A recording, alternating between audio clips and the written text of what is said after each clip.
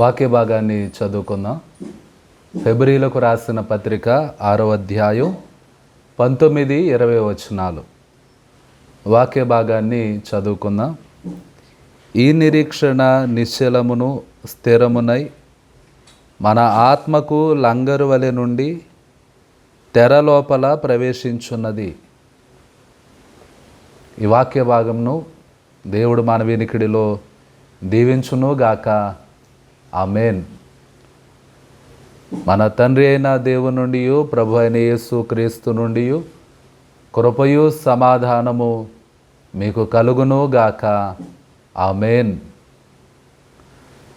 ప్రభునందు ప్రియ దేవుని బిడలారా, లెంటులోని 6వ దినము ఉదయకాల ఆరాధనలోనికి మిమ్మను ప్రేమతో ఆహ్వానిస్తూ ఉన్నాను. దేవుని యొక్క వాక్యాన్ని ధ్యానం చేసుకుందాం. హెబ్రీలకు రాసిన పత్రిక 6వ అధ్యాయం 19-20 వచనాలు. దేవుని వాక్యాన్ని ధ్యానం చేద్దాం. ఈ నిరీక్షణ నిశ్చలమును స్థిరమునై మన ఆత్మకు లంగరు వలె నుండి తెర లోపల ప్రవేశించున్నది. ఆత్మకు లంగరు. లంగరు అనే మాటని ఇంగ్లీష్లో యాంకర్ అని పిలవడం జరుగుతుంది. ఈ యాంకర్ అనే మాటని, లంగరు అనే మాటని రోజు మనం ధ్యానం చేద్దాం. గాడ్ గేవ్ అస్ ఎన్ యాంకర్. దేవుడు మనకిచ్చినటువంటి యాంకర్. మనం ఈ కొన్ని విషయాలు మనం ఆలోచన చేస్తే ఒక్కొక్కసారి మనం ధనాన్ని ఆధారం చేసుకుంటాం. ఆ ధనము అయిపోతే, కోల్పోతే మనకు ఆధారం ఏంటి? అలాగే ఒక్కొక్కసారి మనం మన కెరీర్ని ఆధారం చేసుకుంటాం. కెరీర్ చెడిపోతే మన పరిస్థితి ఏంటి? ఒక్కొక్కసారి ఇన్ యువర్ హ్యాపీనెస్, సంతోషాన్ని మనం ఆధారంగా చేసుకుంటాం. కఠిన పరిస్థితులు వస్తే మనం ఏమైపోతాం? ఒక్కొక్క సమయంలో మనం ఇసుక మీద నిలవబడినట్టుగా ఉంటాం. బలహీనమైనటువంటి పరిస్థితులను ఆధారం చేసుకుంటాం. ఇసుక మీద నిలవబడినప్పుడు ఇసుక దానిలో పట్టుండదు, మనం దాని మీద నిలవలేం. కాబట్టి మన యొక్క జీవితంలో ఒక స్థిరమైన యాంకర్, ఒక స్థిరమైనటువంటి ఆధారం మనకు కావాలి. ఈ ఆధారం యొక్క అవసరత, ఈ యాంకర్ యొక్క అవసరత మనకు ఎంతైనా ఉంది. హెబ్రీలకు రాసిన పత్రిక 6వ అధ్యాయం 19-20 వచనాల్లో చెప్పబడిన ఈ యాంకర్, ఈ ఆధారం, ఈ లంగరు ఎవరి గురించి మాట్లాడుతుందనంటే అవర్ యాంకర్ జీసస్ క్రైస్ట్. మన ఆధారం, మన బలం, మన పునాది మన ప్రభు అయిన యేసుక్రీస్తు వారే అని హెబ్రీ పత్రిక 6వ అధ్యాయం 19-20 వచనాలు తెలియజేస్తున్నాయి. మనకు ఆధారమైనటువంటి లంగరు అయినటువంటి ప్రభు అయిన యేసుక్రీస్తు వారు ఏం చేస్తారు అని అంటే, Jesus leads us to heaven. పరలోకానికి నడిపించేటువంటి ప్రభు, నిత్య జీవానికి నడిపించేటువంటి ప్రభు, నిత్యరాజ్యంలో ప్రవేశపెట్టేటువంటి ప్రభువు అని దేవుని యొక్క వాక్యంలో రాయబడింది. Our anchor will never fail. మన ఆధారమైనటువంటి మన ప్రభు అయిన యేసుక్రీస్తు వారు ఎప్పుడు కూడా ఆయన ఫెయిల్ కారు, తప్పిపోరు. ప్రియమైన దేవుని బిడ్డలారా, ఆలోచన చేద్దాం. ఈ ఆధారమే, మన ప్రభు అయిన యేసుక్రీస్తు వారే మన యొక్క నిరీక్షణ, మన జీవాధారం, మన ప్రాణాధారం, మన జీవితం అనే నావకు లంగరు ఆయన స్థిరముగా ఉంచేది, కదలకుండా ఉంచేది, బలహీన పడకుండా కాపాడేది ప్రభు అయిన యేసుక్రీస్తు వారే. ప్రియమైన దేవుని బిడ్డలారా, మరి లంగరు అనే మాటని యాంకర్ అని పిలవడం జరుగుతుంది. ఈ యాంకర్ అనేటువంటి ఈ పదములో ఉన్నటువంటి ఒక్కొక్క అక్షరానికి ఒక్కొక్క పదాన్ని చెప్పుకుంటూ దేవుని వాక్యాన్ని ధ్యానం చేద్దాం. Anchor ANCHOR. ఈ లెటర్స్లో ఒక్కొక్క లెటర్కి ఒక్కొక్క పదాన్ని మనం ధ్యానం చేద్దాం. మన ఆధారమైనటువంటి ప్రభువులో ఉన్న ఆ గొప్పతనాన్ని, ఆ గొప్ప వ్యక్తిత్వాన్ని గురించి దేవుని యొక్క వాక్యంలో నుండి కొన్ని విషయాలు మనం జ్ఞాపకం చేసుకుందాం.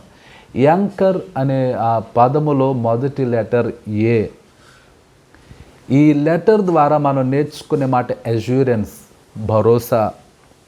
మన ప్రభువు మనకు భరోసా ఇచ్చే దేవుడై ఉన్నాడు, ధైర్యాన్ని ఇచ్చే దేవుడై ఉన్నాడు. ప్రియమైన దేవుని బిడ్డలారా, కాన్ఫిడెన్స్, ఒక స్థిరమైనటువంటి నమ్మకాన్ని ఇచ్చే దేవుడై ఉన్నాడు. ఈ భరోసా బ్లెస్డ్ అష్యూరెన్స్, ఆశీర్వాదకరమైన భరోసా, ఆశీర్వాదకరమైనటువంటి నమ్మకం దేవుడు మనకు దయచేస్తున్నాడు. కాబట్టి దేవుడు ఎంత గొప్ప భరోసా, నమ్మకత్వాన్ని, ధైర్యాన్ని, నిరీక్షణని దేవుడు మనకి ఇచ్చినప్పుడు మనం ఎలా జీవించాలని అంటే కొరింథీయులకు రాసిన 2వ పత్రిక 5వ అధ్యాయం 7వ వచనం, for we walk by faith not by sight. వెలిచూపు వలన కాదు కానీ విశ్వాసం వల్లనే నడుచుకొనుచున్నా. విశ్వాసం ద్వారా, ప్రభువైన యేసుక్రీస్తునందు విశ్వాసం ఉంచుట ద్వారా మన జీవితాలు నడిపింపబడాలి. ఎంత విశ్వాసం అని అంటే రోమాపత్రిక 10వ అధ్యాయం 13వ వచనం, ప్రభువు నామమును బట్టి ప్రార్థన చేయువాడెవడో వాడు రక్షింపబడును. అంత గొప్ప విశ్వాసం మనం కలిగి ఉండాలి. నేను ప్రార్థన చేస్తే రక్షింపబడతాను, నేను ప్రార్థన చేస్తే దీవింపబడతాను, నేను ప్రార్థన చేస్తే స్వస్థపరచబడతాను, నేను ప్రార్థన చేస్తే దేవుడు తన కార్యాలు నా జీవితంలో జరిగిస్తాడనేటువంటి నిరీక్షణ, ఆ భరోసా, ధైర్యాన్ని దేవుడు మనకు దయచేస్తూ ఉన్నాడు. మన యాంకర్ అయినటువంటి ప్రభు అయిన యేసుక్రీస్తు వారు ఇచ్చేటువంటి ఆ భరోసా మనకి జీవితంలో దేవుడు మనకు సమృద్ధిగా దయచేస్తూ ఉన్నాడు. ప్రియమైన దేవుని బిడ్డలారా, చాలామంది మనకి ఈ భూమి మీద భరోసా ఇస్తారు, మాట ఇస్తారు, మనకు సహాయం చేస్తావని, నీకు నేను ఉన్నాను, నీవేమి భయపడనక్కర్లేదని చెప్పి చాలామంది మనలను ధైర్యపరుస్తూ ఉంటారు. తీరా సమయం వచ్చేసరికి వారందరూ కూడా మనల్ని విడిచి వదిలి కదిలి వెళ్ళిపోతూ ఉంటారు. సమయం వచ్చేసరికి వారు మన దగ్గర ఉండరు, అవసరం వచ్చేసరికి వారు మనతో ఉండరు. ప్రియమైన దేవుని బిడ్డలారా, మన కష్టాలేవో మనం పడవలసిందే, మన బాధలేవో మనం పడవలసిందే, మన ఇబ్బందులేవో మనం పడవలసిందే. కానీ ప్రభువు ఇచ్చేటువంటి భరోసా నీకెప్పుడు అవసరమో, ఏ సమయంలో అవసరమో, ఏ పరిస్థితుల్లో అవసరమో ఆ పరిస్థితిలో దేవుడు నీకు అండగా ఉంటాడు, నీకు తోడుగా ఉంటాడు, నీకు సహాయంగా ఉంటాడని దేవుని యొక్క వాక్యము తెలియజేస్తుంది. 2వ మాట ఎన్ అనే లెటర్ ద్వారా నెవర్ ఎండింగ్ మెర్సీ. ప్రియమైన దేవుని బిడ్డలారా, శాశ్వతమైన కృప కలిగినటువంటి దేవుడు, శాశ్వతమైన కృప. ప్రియమైన దేవుని బిడ్డలారా, మన యొక్క యాంకర్ అయిన, మన లంగర్ అయిన, మన యొక్క జీవాధారమైన, మన ప్రాణాధారమైన ప్రభువు వారు, ఆయన కృప శాశ్వత కాలం ఉంటుంది. ప్రియమైన దేవుని బిడ్డలారా, విలాపవాక్యముల గ్రంథం 3వ అధ్యాయం 23వ వచనాన్ని మనం చదివితే ఈ వాక్య భాగంలో దేవుడు మనకు తెలియచేస్తున్న విషయాలు, మనం బిఫోర్ సాల్వేషన్, రక్షణ పొందడానికి ముందు ఎలా ఉన్నామనంటే ఎనిమీ ఆఫ్ గాడ్, దేవునికి శత్రువులుగా ఉన్నాం. 2వ మాట ఫుల్ ఆఫ్ వికెడ్నెస్, క్రూరమైనటువంటి దుష్ట స్వభావంతో మనం ఉన్నాం. చెడు నడకతో, చెడు వ్యక్తిత్వంతో, చెడు క్రియలతో మనం నింపబడ్డాం. ప్రియమైన దేవుని బిడ్డలారా, we desire we to die. ఎలా ఉన్నామనంటే చావవలసిన వారుగా ఉన్నాం. అపరాధముల చేతను, పాపముల చేతను మనం చావవలసిన వారమే, రక్షణ పొందడానికి ముందుగా చావలసిన వారు. కానీ ప్రభువు వాత్సల్యత గలవాడు, కృప గలవాడు, కనికరము గలవాడు. మనం నశించిపోవటం ఆయన చిత్తం కాదు. దేవుని కృపను పొందకుండా తప్పిపోవటం ఆయన చిత్తం కాదు. రాయబడినటువంటి మాటలు, జీసస్ డైడ్ ఫర్ అస్, ప్రభువు మన కొరకు మరణించారు, మన కొరకు ప్రాణం పెట్టారు. ప్రియమైన దేవుని బిడ్డలారా, నెవర్ ఎండింగ్ మెర్సీ. ఆయన ప్రాణం పెట్టుట ద్వారా ఆయన తన కృపను మన ఎడల బయలుపరిచారు. ఆయన కృప ద్వారా మాత్రమే మనం రక్షింపబడ్డాం. మనలో ఉన్నటువంటి నీతిని బట్టి కానీ, లేకపోతే మనలో ఉన్నటువంటి గొప్పతనాన్ని బట్టి కానీ మనం రక్షింపబడలేదు. కాబట్టి ఆయన శాశ్వతమైన కృప కలిగిన వాడు, కనికరము కలిగిన వాడు, కరుణ కలిగినటువంటి వాడని దేవుని యొక్క వాక్యము తెలియజేస్తుంది. ఆయన కృప లేకపోతే, కరుణ లేకపోతే మన కొరకు ప్రాణం పెట్టేవారే కాదు, శిక్షించే దేవునిగా ఉంటాడు. ప్రియమైన దేవుని బిడలారా, కాబట్టి మన ఎడల ప్రతిదినం అనుదినము ఆయన వాత్సల్యత కలిగిన వాడని ఈ యాంకర్ అనే మాట, ఈ పదములో ఉన్నటువంటి ఎన్ అనే లెటర్ ద్వారా ఈ మాట మనం నేర్చుకుంటున్నాం. మూడవ లెటర్ సి అనే లెటర్ ద్వారా కంఫర్ట్, ఆదరించేటువంటి ప్రభు. Comfort we have in Jesus Christ. యేసు క్రీస్తులో మనం ఆదరణ పొందుతూ ఉన్నాం. ప్రియమైన దేవుని బిడ్డలారా, సమస్తమైనటువంటి ఆదరణ ఇచ్చే దేవుడు, మనకు అవసరమైనటువంటి ప్రతి ఆదరణ దయచేసేటువంటి దేవుడు. ఏ సమయంలో మనకు ఎలాంటి ఆదరణ కావాలో, ఎలాంటి ఆదరణ కావాలి, ఎటువంటి పరిస్థితుల్లో మనకి ఎటువంటి ఆదరణ కావాలో అటువంటి ఆదరణ దయచేసేటువంటి దేవుడు అని వాక్య భాగం ద్వారా దేవుడు మాట్లాడుతున్నాడు. యోహాను సువార్త 14వ అధ్యాయం 16వ వచనాన్ని మనం చదివితే, మరి దేవుడు మనలను ఆదరణ లేకుండా విడిచిపెట్టే దేవుడు కాదు, తన యొక్క ఆదరణ అనుగ్రహించే దేవుడు. నా శాంతినే మీకు అనుగ్రహించుచున్నాను, నా సమాధానాన్ని మీకు దయచేస్తున్నాను. కాబట్టి దేవుని యొక్క ఆదరణ మన కొరకు సిద్ధంగా ఉంది.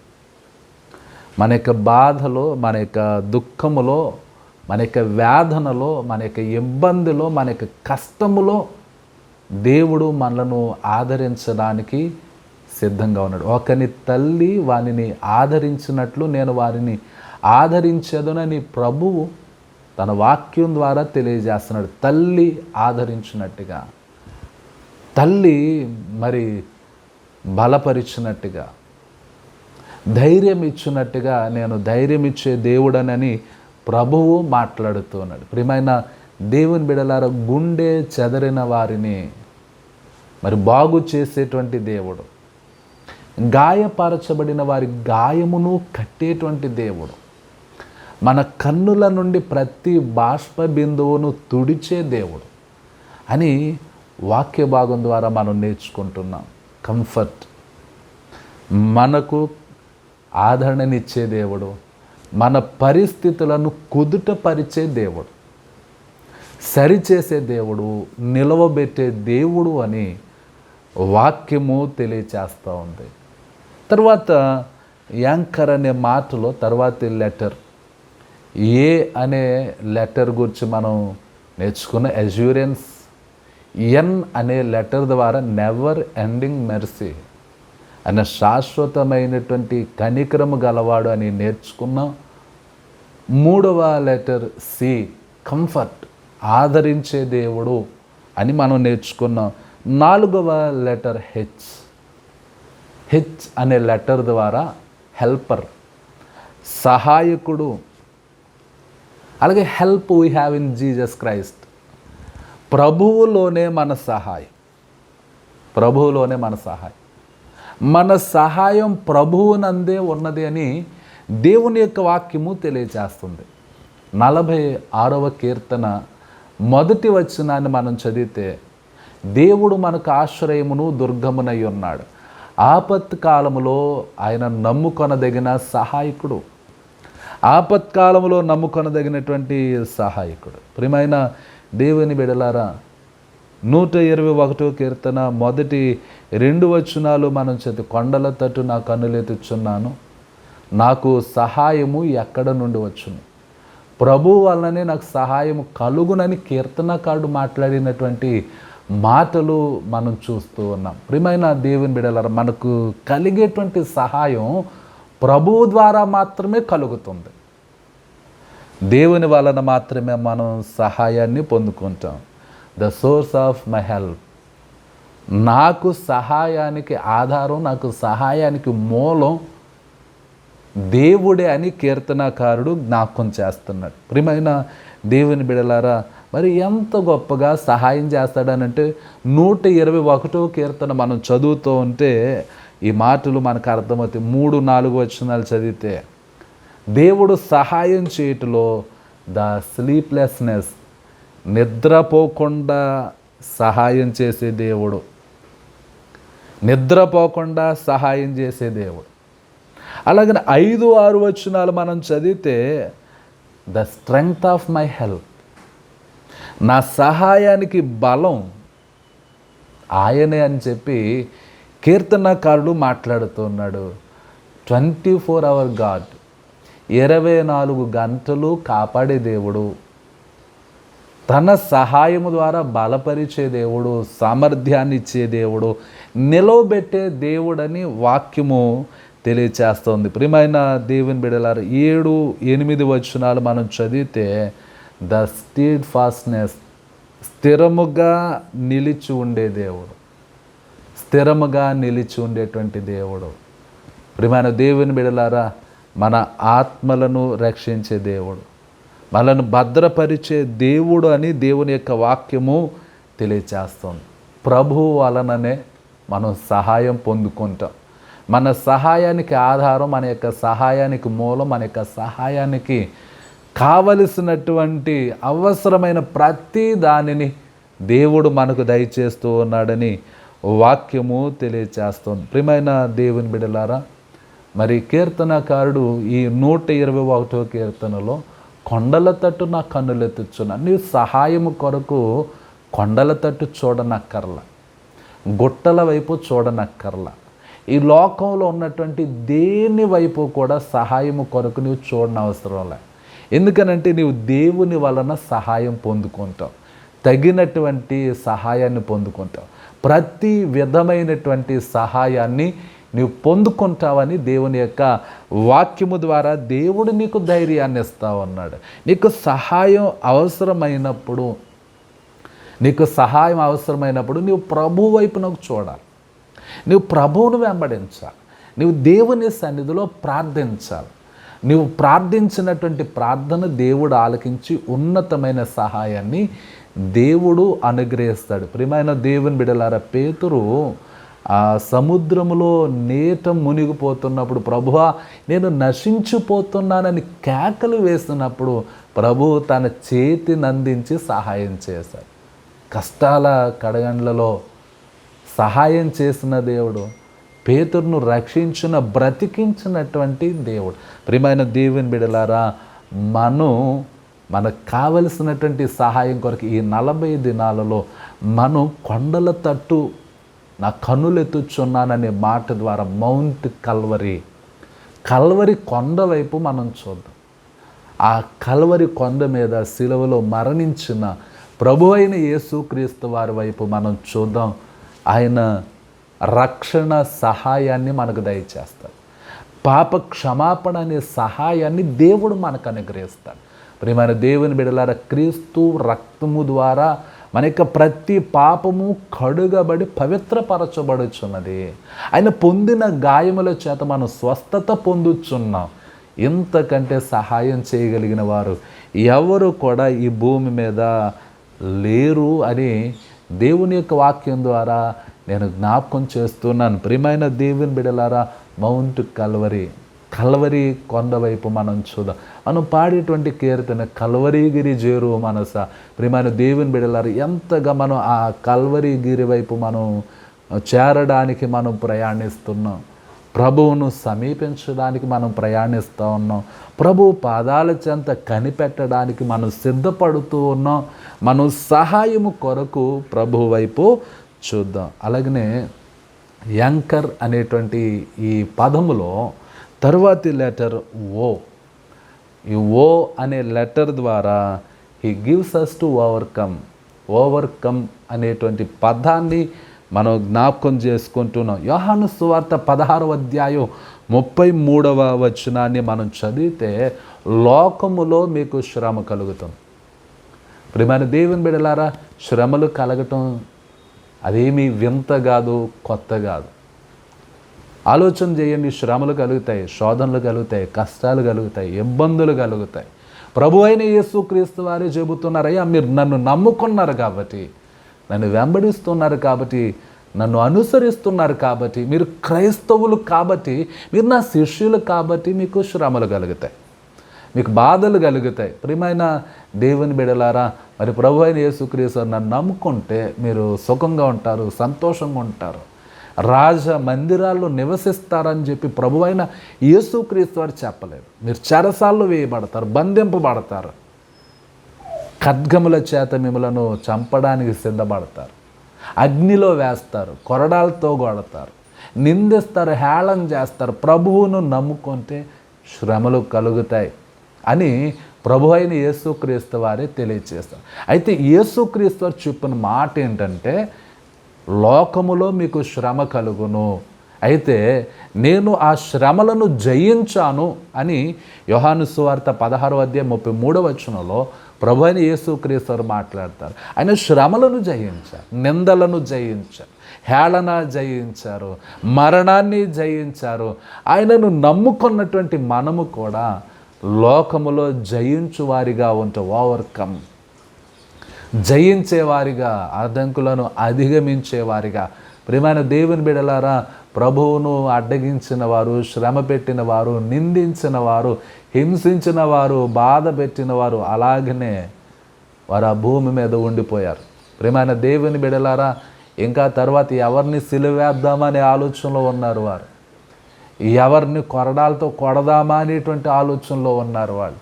ప్రియమైన దేవుని బిడ్డలారా, యేసుక్రీస్తు వారిని మరణము బంధించి ఉంచుట అసాధ్యము అని దేవుని యొక్క వాక్యంలో మనం చదువుతున్నాం.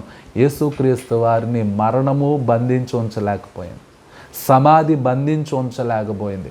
ఆయన పునరుద్ధానుడై 3వ దినాన తిరిగి లేవటం అనేది వాక్యములో మనం చదువుతున్న, ఆయన పరలోకానికి ఆరోహణం కావటం అనేది మనం దేవుని యొక్క వాక్యంలో మనం చూస్తూ ఉన్నాం, చదువుతున్నాం. దేవుడిచ్చినటువంటి గొప్ప ధన్యత, తన ప్రజలైనటువంటి వారికి దేవుడిచ్చిన గొప్ప ధన్యత ఏంటనంటే విజయం సాధించటం.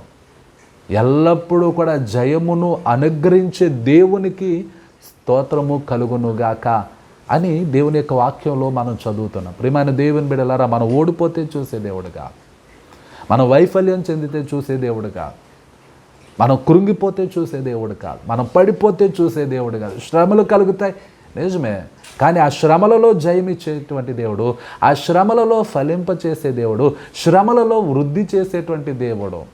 ఇశ్రాయేలు ప్రజల యొక్క జీవితాన్ని గురించి మీరు ఆలోచన చేస్తే, నిర్గమకాండం 1వ అధ్యాయాన్ని మీరు చదివితే, ఇశ్రాయేలు ప్రజలు శ్రమలలోనే విస్తరించారు. వారు ఎంత నలిగిపోయినప్పటికీ, ఎంత బానిసత్వంలో ఉన్నప్పటికీ, నిర్గమకాండం 14వ అధ్యాయం 15వ అధ్యాయానికి వచ్చేసరికి వారు ఇశ్రాయేలు ప్రజలు విజయోత్సాహంతో ఐగుప్తు దేశంలో నుండి బయటకు వచ్చారు. ప్రియమైన దేవుని బిడ్డలారా, మనల్ని మన శ్రమలో విడిచిపెట్టే దేవుడు కాదు, మన యొక్క శ్రమలను జయించేటువంటి శక్తిని, సామర్థ్యాన్ని దేవుడే మనకు దయచేస్తాడు. ఉన్నతమైన గెలుపును దేవుడు మనకు అనుగ్రహిస్తాడని దేవుని యొక్క వాక్యం ద్వారా నేను జ్ఞాపకం చేస్తున్నాను. యాంకర్ అనే పదములో లాస్ట్ లెటర్ ఆర్ అనే లెటర్ ద్వారా హిస్ రిటర్న్, ఆయన యొక్క రాకడ గూర్చి జ్ఞాపకం చేస్తూ ఉన్నాను. ఆయన యొక్క 2వ రాకడ గూర్చి మనం జ్ఞాపకం చేసుకుంటూ ఉన్నాం. The son of man will come. ప్రభు అయిన యేసుక్రీస్తు వారు రాబోతూ ఉన్నారు. ప్రియమైన దేవుని బిడ్డలారా, ఎవరు కొరకు ఆయన రాబోతూ ఉన్నారు? నీ కొరకు ప్రభు రాబోతూ ఉన్నారు. మనందరి కొరకు ప్రభువు 2వ మారు రాబోతూ ఉన్నారని దేవుని యొక్క వాక్యం ద్వారా నేను జ్ఞాపకం చేస్తూ ఉన్నాను. ఎత్తబడే సంఘముగా మనం ఉండాలి. ఎత్తబడే గుంపులో మనం ఉండాలి. వధువు సంఘముగా మనం సిద్ధపడాలి. ప్రియమైన దేవుని బిడ్డలారా, ప్రకటన గ్రంథం 22వ అధ్యాయం మనం చదువుతూ ఉన్నప్పుడు ప్రభు అయిన యేసుక్రీస్తు వారు రాబోతున్నారు. ఎందుకు రాబోతూ ఉన్నారని అంటే ప్రతి వారికి కూడా వారి వారి క్రియల చొప్పున సిద్ధపరచబడిన జీతముని ఇవ్వడానికి, ప్రతిఫలాన్ని ఇవ్వడానికి ప్రభువు రాబోతూ ఉన్నాడు. ప్రియమైన దేవుని బిడ్డలారా, మన క్రియలకు తగిన జీతం ఇవ్వబడుతుంది. మన జీవితానికి తగినటువంటి ప్రతిఫలం ఇవ్వబడుతూ ఉంది. కాబట్టి ఆ ప్రతిఫలాన్ని ఇవ్వడానికి దేవుడు రాబోతూ ఉన్నాడు. పాపం చేసేవాడిని ఇంకనూ పాపం చేయనిమ్ము, దుష్టుడైనటువంటి వాడిని ఇంకనూ దుష్టునిగానే ఉండనిమ్ము అని ప్రభువు మాట్లాడుతున్నారు. మరి మన దేవుని బిడ్డలారా, లెక్కించే దేవుడు, క్యాలిక్యులేట్ చేసేటువంటి దేవుడు. కాబట్టి ప్రతి వారికి కూడా తగినటువంటి జీతాన్ని సిద్ధపరిచాడు ప్రభు. ఆలోచన చేద్దాం, ఎలాంటి జీతం, ఎలాంటి ప్రతిఫలం మన కొరకు మనం సిద్ధపరచుకుంటున్నాం. ఈ భూమి మీద ఉండగా మన క్రియల ద్వారా పొందే ప్రతిఫలం ఏంటి? మన దేవుని బిడ్డలారా, యోహాను సువార్త 14వ అధ్యాయము, మీ కొరకు స్థలము సిద్ధపరచ వెళ్ళుచున్నా, నా తండ్రి ఎంత అనేక నివాసములు కలవు అని ప్రభు అయిన యేసుక్రీస్తు వారు మాట్లాడుతున్నారు. నేనుండు స్థలములో మీరును ఉండులాగన నేను మరలా వచ్చి మిమ్మల్ని తీసుకొని వెళ్ళేదనని ప్రభువు తెలియజేస్తున్నటువంటి మాట. ఆయన రాకడలో నమ్మిన వారికి, విశ్వాసులైనటువంటి వారికి, ఆయన యందు భయభక్తులు కలిగిన వారికి జీవించిన కాలం అంతా కూడా తమ యొక్క భక్తిని, నీతిని కాపాడుకున్నటువంటి వారికి దేవుడిచ్చేటువంటి గొప్ప భాగ్యం ఈ 40 దినాలలో మనం నేర్చుకునే సత్యము, ప్రభు ఇచ్చిన రక్షణను కాపాడుకోవడం, విశ్వాసమును కాపాడుకోవడం. విశ్వాసమును కాపాడుకుంటే మన కొరకు నీతి కిరీటం ఉంచబడి ఉన్నది అని అపోస్తలుడైన పౌలు తెలియచేస్తున్నాడు. కాబట్టి మన కొరకు నీతి కిరీటం, మన యాంకర్, మన యొక్క లంగరు, మన యొక్క జీవాధారం, మన యొక్క ప్రాణాధారం. యాంకర్ అనేటువంటి మాట ద్వారా మనం నేర్చుకున్నటువంటి ఈ మాటలు అష్యూరెన్స్, మన అష్యూరెన్స్ ఆయనే. మన యొక్క నెవర్ ఎండింగ్ మెర్సీ, శాశ్వతమైన కృపనిచ్చే దేవుడు ఆయనే. కంఫర్ట్, ఆదరణ ఇచ్చే ప్రభువు, సహాయం చేసేటువంటి ప్రభువు, జయమును ఇచ్చేటువంటి ప్రభు, మన కొరకు తిరిగి వచ్చేటువంటి ప్రభువు అని ఈ మాటలు మనం నేర్చుకున్నాం. మన హృదయంలో ఈ మాటలు భద్రం చేసుకుందాం. దేవుని వాక్య ప్రకారంగా జీవిద్దాం. అలాగుండుటకు పరిశుద్ధాత్మ దేవుడు మనకు తోడై ఉండి నడిపించును గాక. ఆమేన్. ప్రార్థన చేసుకుందాం. మహాపరిశుద్ధుడా, మీకు వందనాలు ప్రభువా. ఈ ఉదయకాల సమయంలో మీరు మాతో మాట్లాడిన మాటల కొరకు మీ స్తుతులు, స్తోత్రాలు చెల్లించుకుంటున్నాం. మా యొక్క జీవితాలకు, మా కుటుంబాలకు ప్రభువా మీరు యాంకర్గా, లంగరుగా, జీవాధారముగా, ప్రాణాధారముగా ఉన్నారని నీ వాక్యము ద్వారా మేము నేర్చుకుంటూ ఉన్నాం. ప్రభువా, ఇవ తండ్రి, మాకు ఒక భరోసాను మీరు ఇచ్చి, విశ్వాసాన్ని ఇచ్చి, సామర్థ్యాన్ని ఇచ్చి, నెమ్మదినిచ్చి ప్రభువా మీరు నడిపిస్తున్నారు. మీ కరుణ కటాక్షములతో నడిపిస్తూ ఉన్నారు. ప్రభువా, ఇవ తండ్రి మీ యొక్క కంఫర్ట్ మాకు దయచేస్తున్నారు, ఆదరణ అనుగ్రహిస్తున్నారు, మీ సహాయాన్ని దయచేస్తున్నారు. ప్రభువా, ఈ లోకంలో మా యొక్క శ్రమల మీద, శోధనల మీద, బలహీనతల మీద మీరు జయమును దయచేస్తున్నారు. మీకు వందనాలు తండ్రి. మా కొరకు ప్రభువా మీరు తిరిగి రానయ్యున్నటువంటి ప్రభువా మీ స్తుతులు, స్తోత్రాలు చెల్లించుంటున్నాం. మేము కూడా ప్రభువా మీరుండే స్థలములో మేము కూడా ఉండులాగున, మా జీవితాలలో ఉన్నతమైన ప్రతిఫలము పొందేలాగున ప్రభువా మీరు మా కొరకు సిద్ధపరిచిన స్థలములో ఉండేలాగున మా జీవితాలను ప్రభు సరి చేసుకునే గొప్ప భాగ్యం దయచండి, నిలవబెట్టుకునే గొప్ప భాగ్యం దయచండి. ప్రభు సహాయము కొరకు కలువరి కొండ వైపు ప్రభు, ఆ కలువరి కొండ మీద ప్రభు మరణించున్న ప్రభు మీ వైపు మేము చూడగలిగే గొప్ప ధన్యత దయచేయండి. నిత్యము సహాయం చేసే దేవుడు ప్రభువ, మా జీవితాల్లో మాకు అవసరమైన ప్రతి సహాయమును ఎల్లవేళలా మాకు దయచేయమని, సదాకాలం మీరు మాకు తోడై ఉండమని యేసు నామమున అడిగి వేడుకొనుచున్నాము తండ్రి. ఆమేన్. త్రియేక దేవుని దీవెన సదాకాలం మీకును మీ కుటుంబాలకును తోడయుండి నడిపించును గాక. ఆమేన్. అందరికీ వందనాలు. దేవుడు మిమ్మును మీ కుటుంబాలను దీవించును గాక. ఆమేన్.